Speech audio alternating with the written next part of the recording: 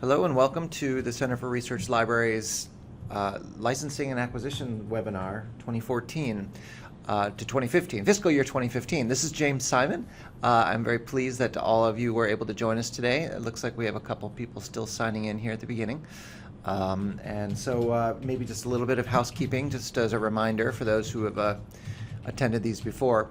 We mute all of the microphones on entry so that in case you're listening in a group room or in a noisy office, the background noise doesn't provide feedback.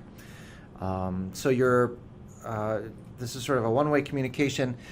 You are more than welcome to submit questions and comments and random thoughts through the chat function of the WebEx Event Center that you're looking at. You should see that hopefully down in the right-hand side, chat or Q&A. We'll monitor those comments and we'll address questions or comments as we go along. We'll have plenty of opportunity for questions and answers here as well. So do make sure to send us your comments as you think of them, and we'll get to them as we can. We'll take the better part of an hour here for today's webinar. And so we thank you all for joining us during what might be your lunch hour or closer towards the end of your day, depending on where you're sitting. We are getting underway, and as I said, my name is James Simon. I'm the Director of International Resources here at the Center. Presenting today alongside of me is Mary Wilkie, who's the Member Liaison and Outreach Services Director, as well as Virginia Kerr, the Digital Program Manager. We'll be carrying this conversation with you about CRL's licensing program as well as its cooperative purchase program, cooperative collection building programs. So we're going to kind of split the time between those two sessions here as we go. Here's a bit of an agenda so you can time your breaks if you need them. We'll be providing an overview of the electronic licensing program at the Center at CRL. We'll be talking about some of the recent licensing offers, and we'll be walking you through the licensing process so you can better understand how you can participate in CRL's Electronic Resource Offers program. Mary Wilkie will also talk about our collection programs, one of which is coming up here at the end of September, so it'll be hopefully of great interest to you to learn more about those programs. And we'll have some time for questions and answers, both at the end of the licensing discussion as well as at the very end of the presentation, if you should have any remaining. So, I'm up first, and I just wanted to provide a little bit of an overview of CRL's licensing program here.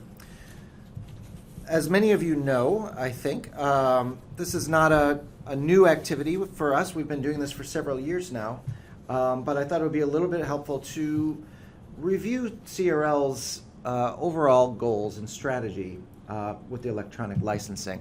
First and foremost, we see this as an outgrowth of CRL's traditional programs in acquiring tangible physical materials. That is, based on the members' feedback and encouragement, we received increasing support for the idea of electronic purchase or electronic subscriptions to products that were being offered by commercial vendors, many of whom operated traditionally in the microfilm purchasing realm, and now are increasingly offering their materials in electronic products. So this is very much an evolution of the kinds of acquisition programs that CRL undertook on behalf of its partner libraries. And so we do see this as a critical area of growth for CRL. The goals, as listed here, are naturally to expand your access to primary source collections in electronic format. But an equally important goal for us is really to support informed local investment on your part. And that is not just to try to arrange for a better price for an electronic product, but rather work with you and work with other experts in the community to provide information, as much information as we can, on things such as the content of a product or the platform and delivery mechanisms that help support your local decisions in prioritizing what kinds of electronic products to license or purchase. And along the way, of course, we also work to spur on the development of additional resources, whether they're through commercial or non-commercial products. The strategic priorities we have in the electronic licensing program are what help us focus and define our activities. That is, what we choose to prioritize or to offer for our members. A lot of that comes from the historical strengths of CRL's collection. As you know, CRL has long-standing and vast collections in the areas of news, in primary source historical collections, in the kinds of resources that support higher advanced research and teaching. So we see that as the outgrowth of where we want to offer materials in electronic formats. So you can see here again the collection strengths I mentioned: news, archival collections, government and international data, those kinds of resources which we've always held in print and in microfilm, we're also offering in electronic format. Another priority for us, as I mentioned, is not just to make offers available, but to provide objective and critical analysis of these resources. We think that this is something that sets us apart from any of the other local or regional consortia that are out there offering materials. We seek to provide unbiased information about these particular products that would help inform your decision. So looking for very clear, very critical analysis of these kinds of materials when making those offers. And we'll talk a little bit through that process here as we go along. Another priority, of course, is to leverage the expertise and the collective buying power of the CRL membership, over 200 voting members in CRL, to obtain more favorable terms in terms of the licensing terms as well as the costs as well. What you might be able to derive from these priorities, in a sense, is what we're focusing on and perhaps what we don't focus on. We seek to complement the other activities that are underway in the licensing landscape. That is, we're not really pursuing areas that are of high priority to other regional consortia. So we're not getting involved extensively in e-books or in e-journal, the big deal packages. Those kinds of things are already being focused on intensively by a variety of other consortia or groups in which you are members. So we're looking to complement those activities. We do this through frequent consultation with the other groups. In some cases, we seek to offer combined deals, the so-called wide deal, where we're working both with different consortia on consistent pricing and offer terms. And in some cases, we agreed that certain other groups might be more appropriate licensing operations for the kinds of resources that are suggested to us.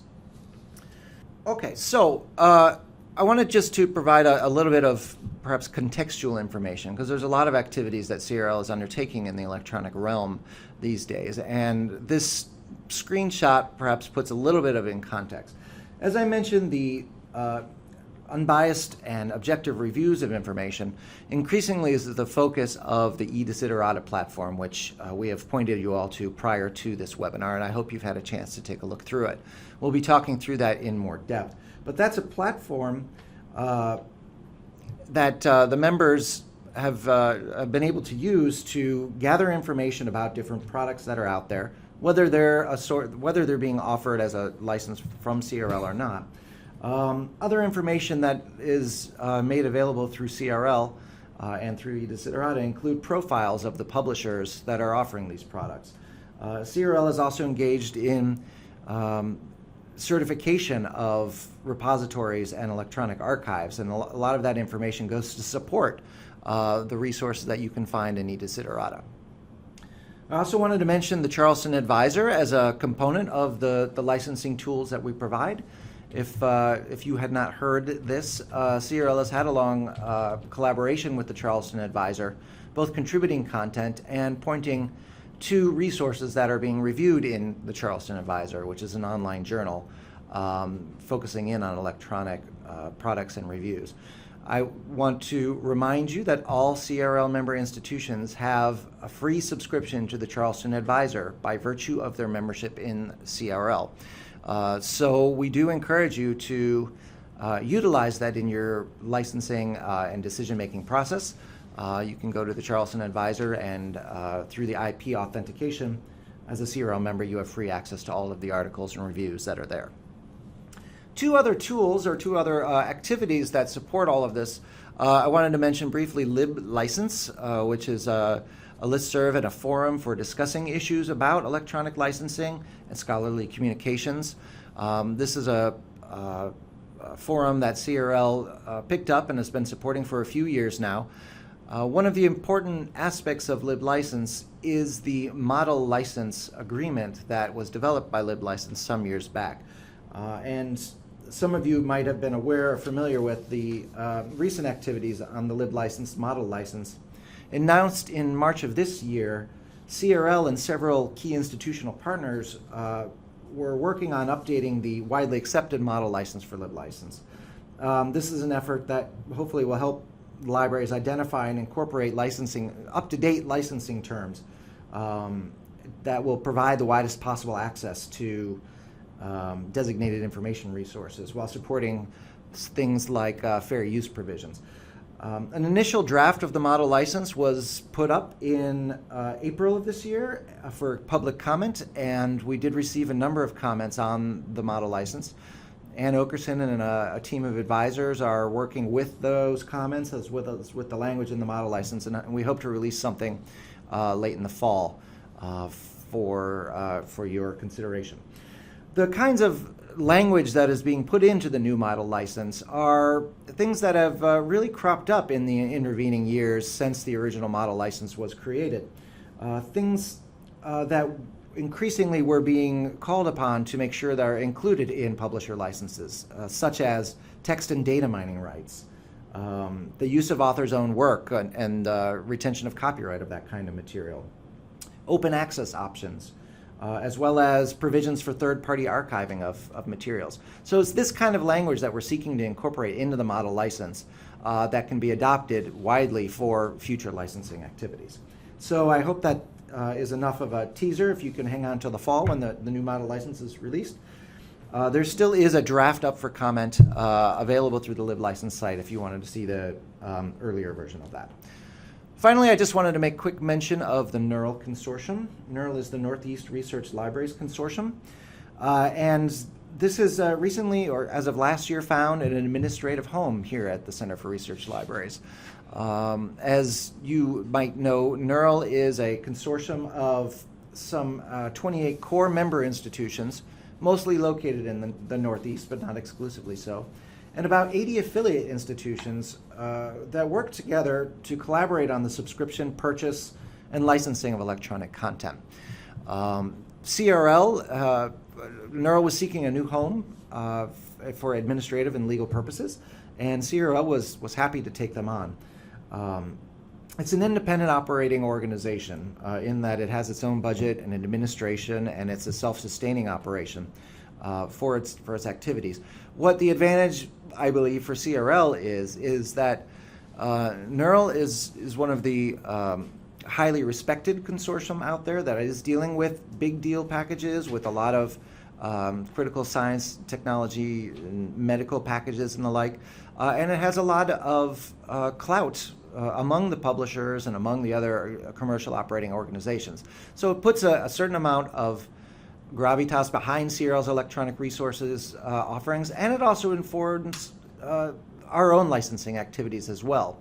CRL and NERL have been working together to promote particular electronic resource offers, things like the International Monetary Fund, certain Alexander Street Press products, and the New York Times, which we'll talk about a little bit. And so we're glad for the collaboration and participation of NERL in that it does help us and it helps NERL sort of focus our respective efforts on electronic licensing content. Just wanted to point out some of the recent electronic resource offers that we've made available since over the past year or so. We've had quite successful take-up on a lot of our electronic resource products, and over the past year or so, we had an uptake of about 120 unique CRL institutions in various electronic product offerings that CRL has made. That includes about 320 individual purchases from among those institutional commitments. So it's been quite a success, and it's been growing over the past couple fiscal years. Some of the materials, some of the benefits, of course, of the electronic resource offers include savings from anywhere in between 10% off up to about 55% off, improved platform functionality, favorable licensing terms, and the introduction of brand new electronic resource products that are out there in collaboration with publishers who are looking for their market. We will continue to provide electronic resource offers, and we'll be talking a little bit, we'll be walking you through that process here in just a second. But I did want to mention some of the, I think, the future priorities of the licensing from CRL's perspective. We do want to continue to highlight the collection strengths of the center. We also look to receive feedback from our members as to what might be of interest to them. And Mary Wilkie will talk a little bit about how you can suggest those. But in general, we're looking for ways that we can improve the scholarly research enterprise. That is, help our members invest in areas that make the most impact and have the most benefit for the community of members that make up CRL.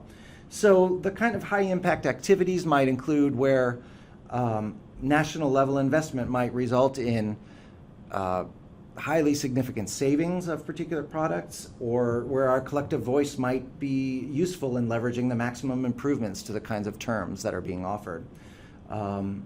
Where we can help influence the future direction of content additions or platform improvements by particular publishers, or where perhaps the market is not well established at this point and the collective voice of our libraries can really impact how different materials are being made accessible and are being preserved for the long run, or maybe models are in flux, such as in the commercial provision of government information. These are all areas where we'll be continuing to focus our efforts, and we look forward to hearing your feedback about how we can best accomplish that. I'm going to turn this over to Mary Wilkie, who will talk more about how you can participate in the electronic licensing programs here. Hi, this is Mary. So besides the e-resources in the focus areas James mentioned, we welcome suggestions from CRL community. And a submit form can be found on the Resource A through Z tab.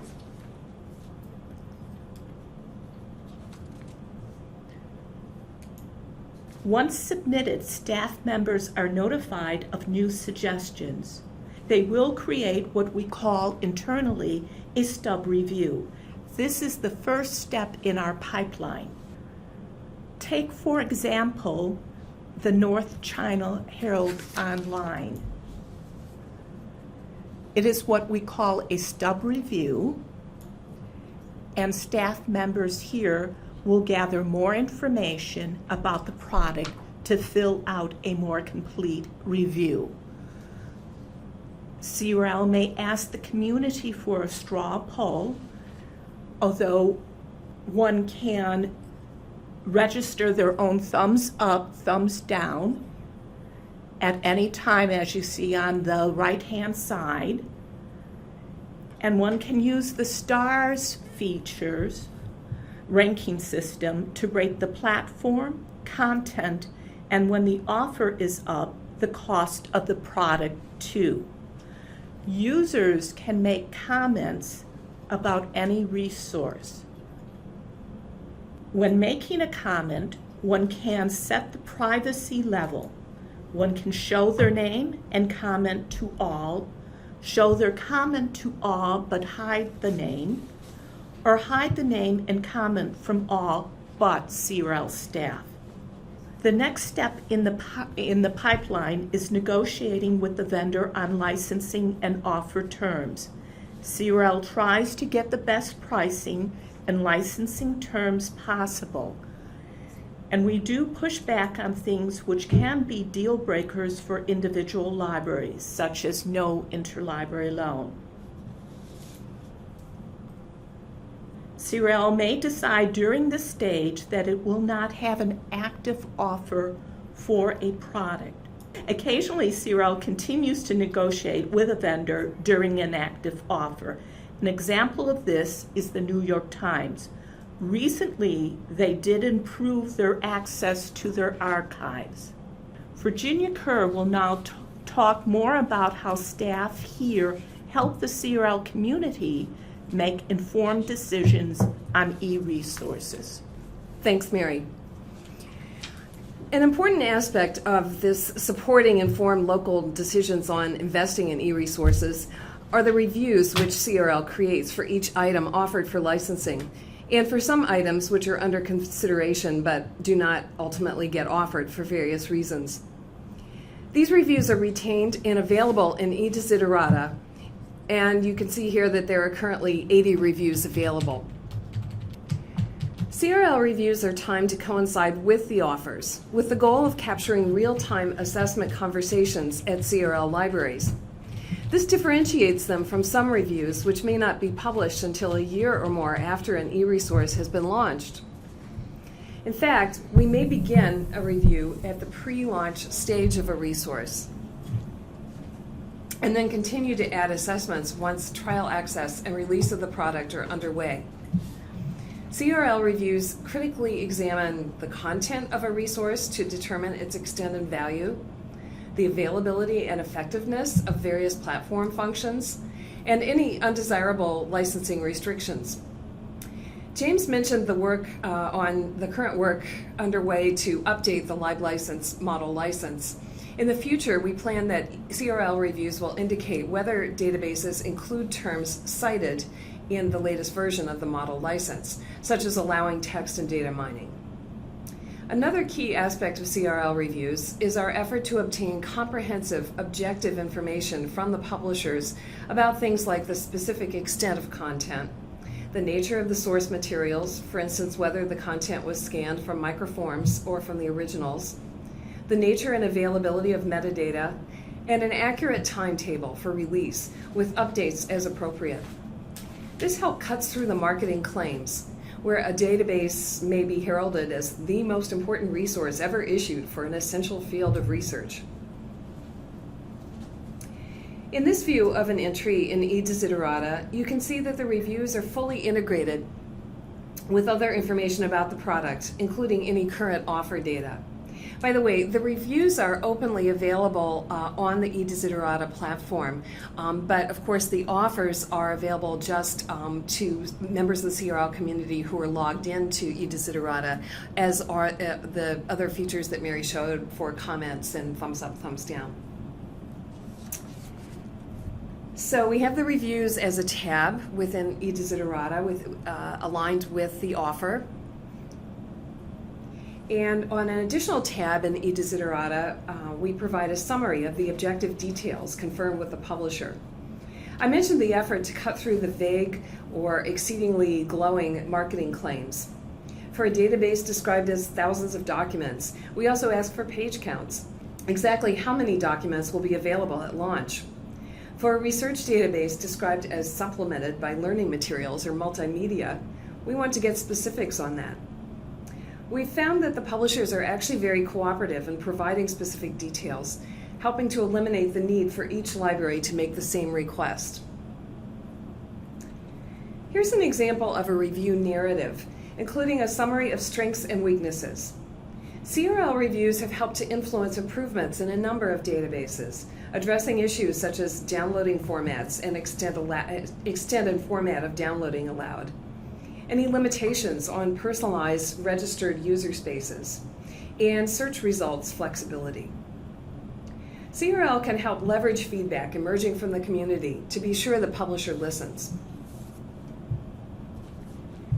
Feedback from the community can come in various ways. Originally, we envisioned commissioning specialists and selectors at CRL libraries to write reviews. Because of demands on everyone's schedules, and since we want to align the timing of review postings with trial access periods, instead of sourcing full reviews from the community for every database, we solicit specific feedback where we can. We also track the comments which CRL members who have logged into the eDesiderata platform can post, as Mary mentioned. Some of these comments might be expanded and integrated into the overall assessment.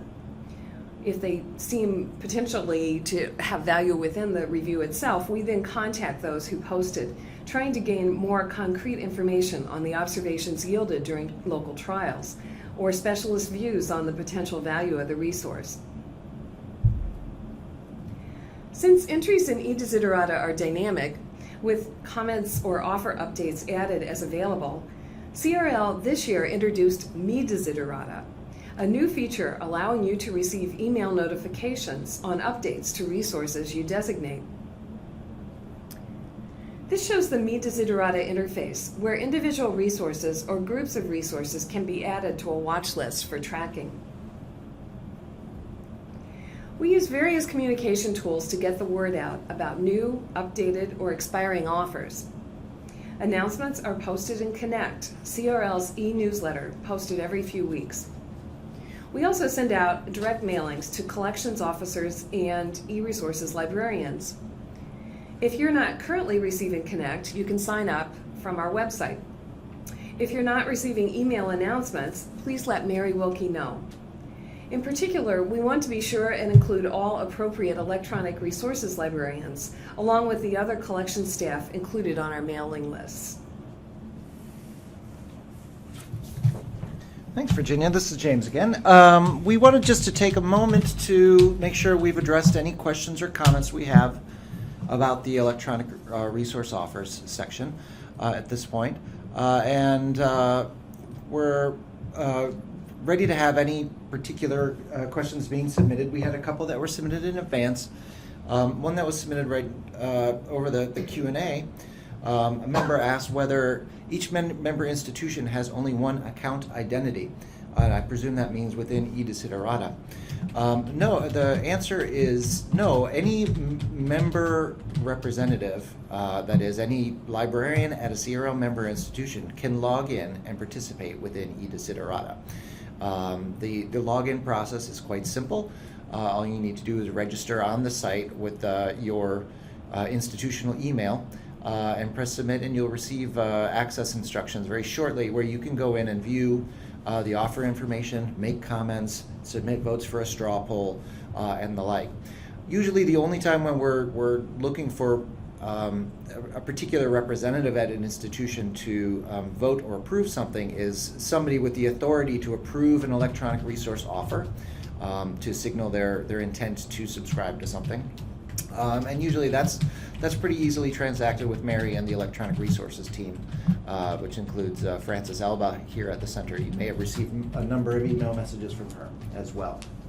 I hope that answers your question. The one other exception would be with the purchase proposal program, which is hosted on the eDesiderata platform. There we need just one person registering their vote, or in the case of the shared purchase program, their pledge. Yes, and that's usually, that's not something that you need to worry about to sign into eDesiderata. That's a role that we assign here at CRL in collaboration with the Mary as the member liaison, make sure that she has one purchase proposal voting registration. And we'll be talking about the purchase proposal program in just a minute.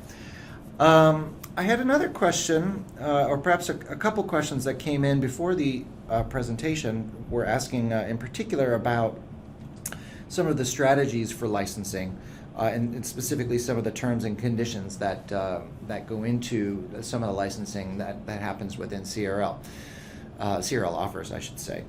One of the questions was, do we have deal breaker terms or conditions? That kind of information. As Mary suggested, we work as hard as we can to make sure that any license that's being negotiated centrally through CRL contains the best possible terms and provisions. So we do make sure that as a consortial representative that we exclude content within licenses that might be a deal breaker at your home institution. Things like legal jurisdiction and things where these kind of things need to remain silent within group licenses. Not in every case can we get every possible term or condition that we would like. In those kind of cases where, for instance, interlibrary loan is prohibited or something to that effect, we make sure that the CRL offers and status is very clear about what are the limitations within those particular offers. We have here on the screen the tab within eDesiderata that focuses in on the CRL offers and status. And that you can only see once you log in. That is a member lockdown section of the site. But that is where you would see all of the information about the terms and conditions, where possible, a scanned copy of the license, and an authorization form that you can use to sign and accept the kind of materials. This is the one, by the way, for the New York Times, which many people know we had quite an extensive negotiation with the New York Times to offer their academic site license. This is an ongoing offer. You can see the next entry date is August 25th, which happens in about 10 days. And then we'll be talking with the New York Times about future entry dates for institutions that are interested in subscribing to the academic site license for their students and faculty as well. This was one of the ones that had the most comments and questions generated through eDesiderata, so we view it as a success, even though some of the comments were negative, some were positive. It was a great test of the platform and the process of negotiating offers through eDesiderata.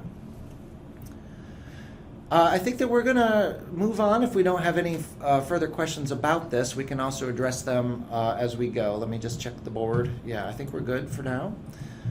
I want Mary to talk about CRL's collection programs here as well and how you can participate in those. Mary? CRL's involvement with electronic resources grew out of our involvement with our more traditional collection building programs where physical resources are acquired. I want to quickly review these older programs where you help shape the collections that CRL physically holds. The demand purchase program was designed to meet individual scholars' research needs at member libraries throughout the year. It covers 3 collections for which CRL is known for: foreign doctoral dissertations from outside the US or Canada, newspapers for which CRL may only hold 1 day's worth of the title, and archival materials from national governments, NGOs, and other organizations and institutions are all eligible. It is triggered by an interlibrary loan request with a note reading, "If not owned, please purchase," in the borrowing note field. There is a $2,000 limit per patron per fiscal year for requests for all the demand purchase programs. It is on a first come, first served basis as funds permit. The purchase proposal program takes place once a year in the fall. It provides access to important collections which may be too costly or too esoteric for individual libraries to acquire. Such sets also tend not to be readily available through interlibrary loan. A how-to video tutorial which walks one through the steps of nomination and voting for the purchase proposal program is available on our CRL's YouTube channel, and I hope you refer to that for a step-by-step process. The shared purchase program occurs in the spring and operates much like a buying club, with the cost of the purchase shared by those members interested in having access to the material. This is a voluntary program. Items on this ballot could be material that were not of wide enough interest to warrant purchase through the purchase proposal program in the preceding fall, or they could be sets for which a library may not wish to wait for the purchase proposal ballot in the upcoming fall. The nominating library and CRL provide seed funding.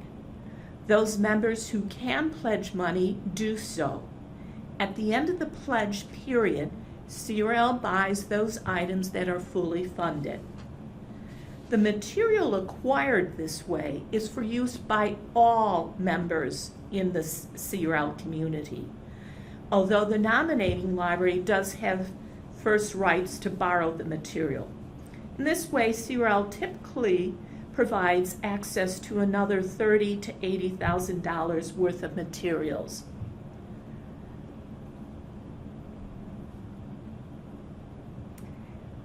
Here one sees examples of materials purchased through these traditional programs. Through all these programs, both its traditional ones and the new ones for e-resources, CRL helps connect researchers and scholars to important source materials.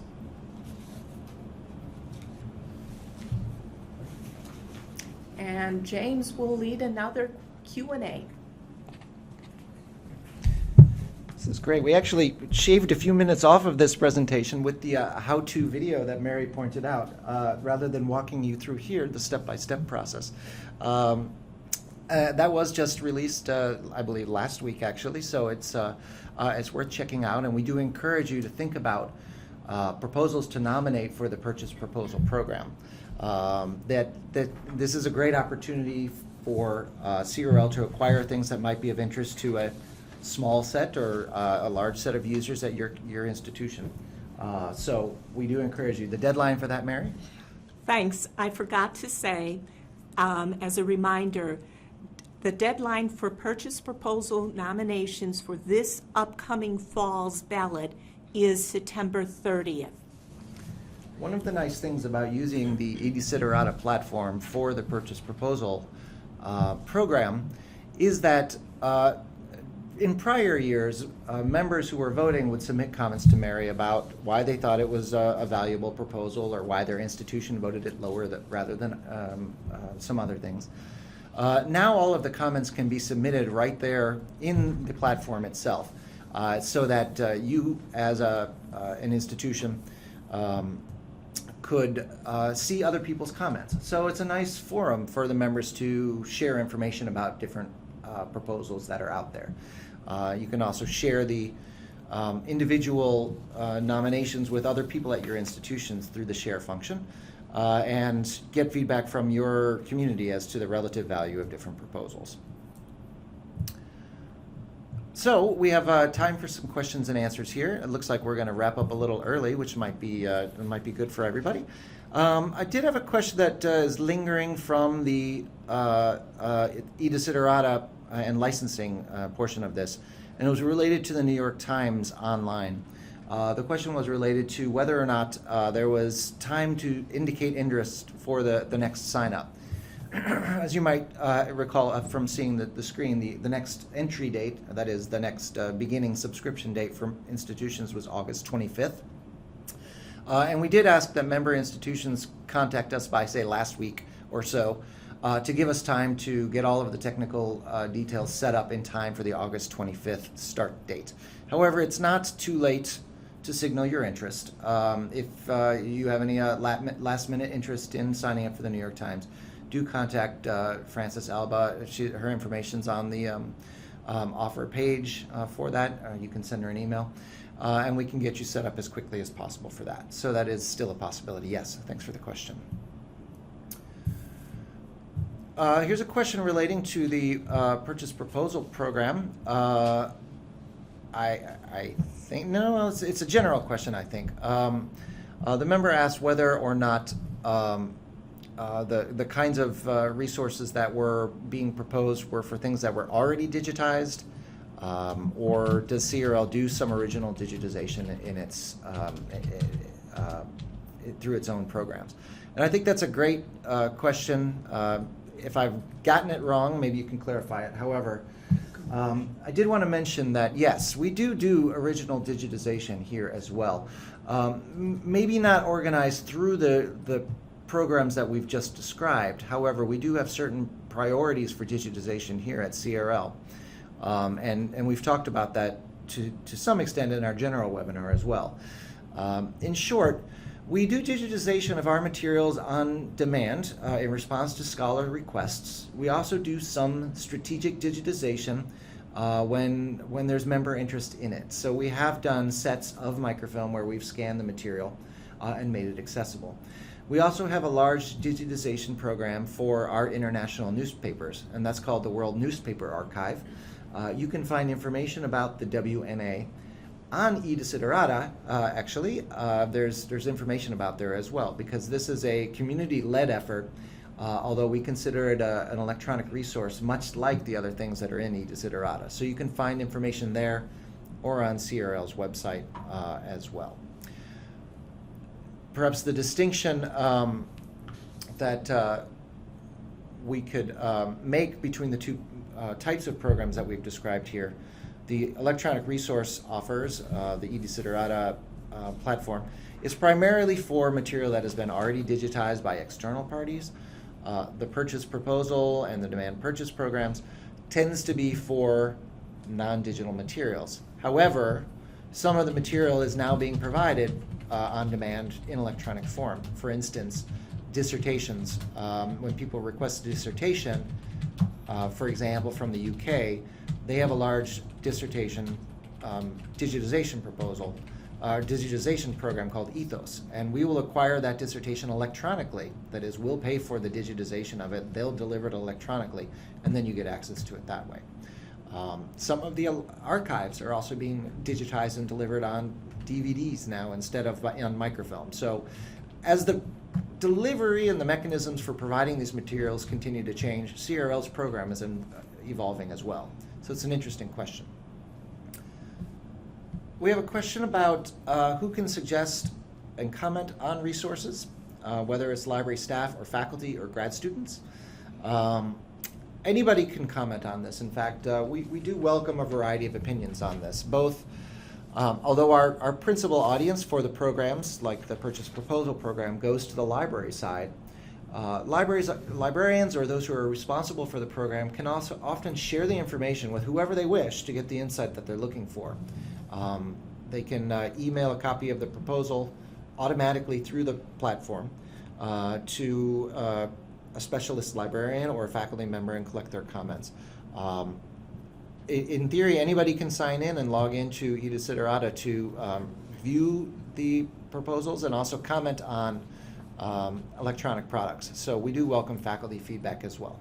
We do find that the principal interested audience is the library side, though. Mary, do you want to add anything to that?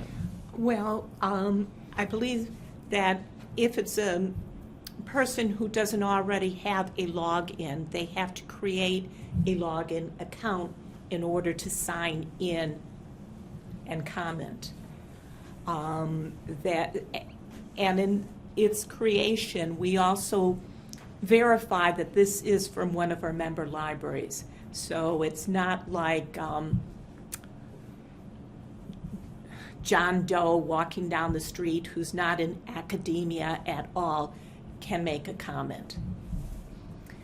And hi, this is Virginia. Also, to be able to channel those comments from your subject specialists at your institution, or comments that you gain from faculty during a trial access, if they don't themselves want to log into eDesiderata to add comments, we would very much like to receive those in any form you can provide them, either for the library staff to submit the comments or to contact Mary, James, or myself so that we could gain more insights into what you found in your assessment of the resource and hopefully integrate that into the review.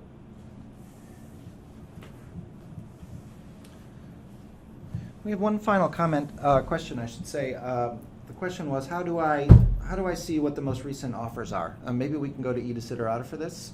And this is just, it's pretty simple once you get into the eDesiderata, and that is, again, just edesiderata.crl.edu. And if you go up to the dashboard, please. Right on the front page, we've tried to organize the information in easily understood categories. So if you just go down to the middle of the page there, you can see the CRL active offers right in the middle section. Presently, we have 17 active offers listed.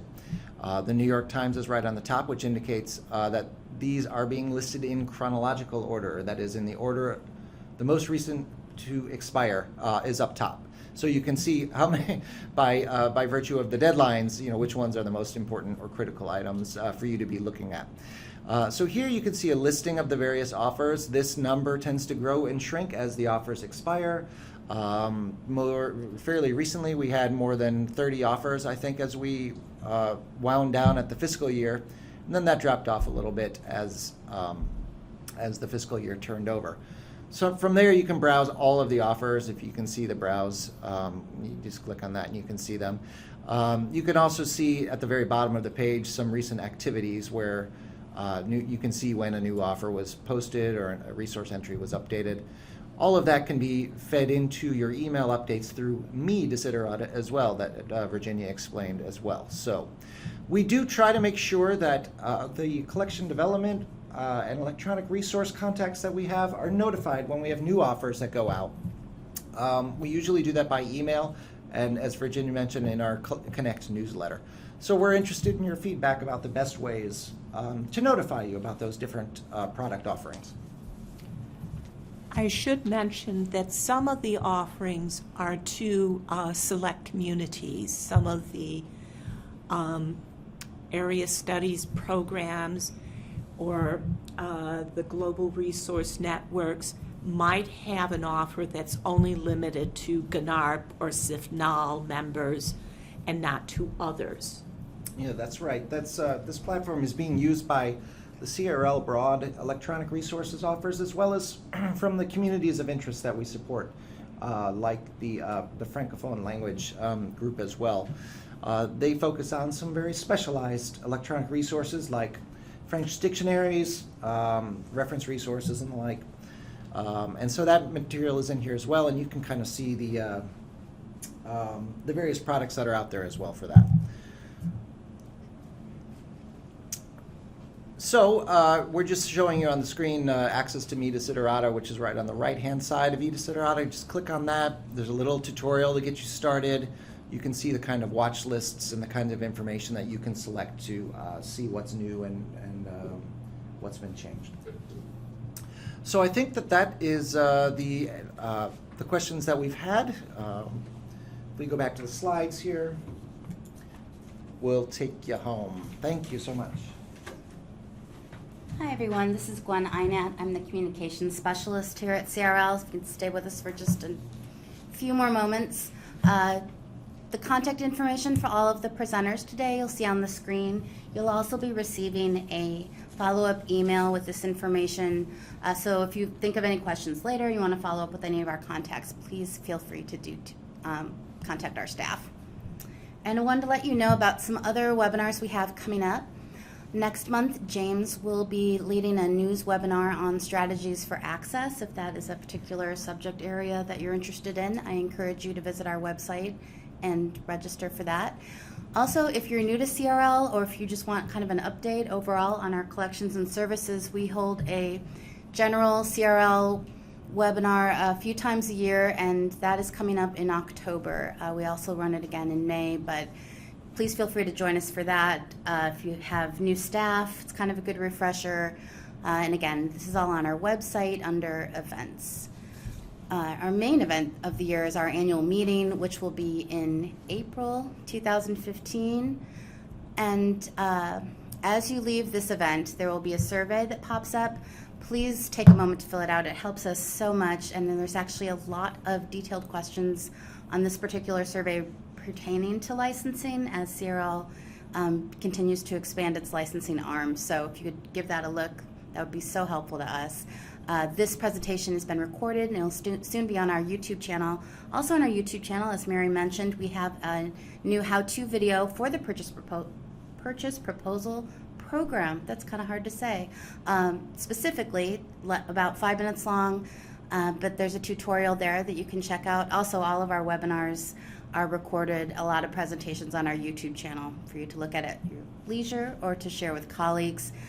Check out our website. Please sign up for CRL Connect, which will help you keep informed of all these kinds of events. And you can also find us on Facebook, and we're also on Twitter. So we look forward to seeing you there. Thank you so much for joining us, and have a wonderful afternoon.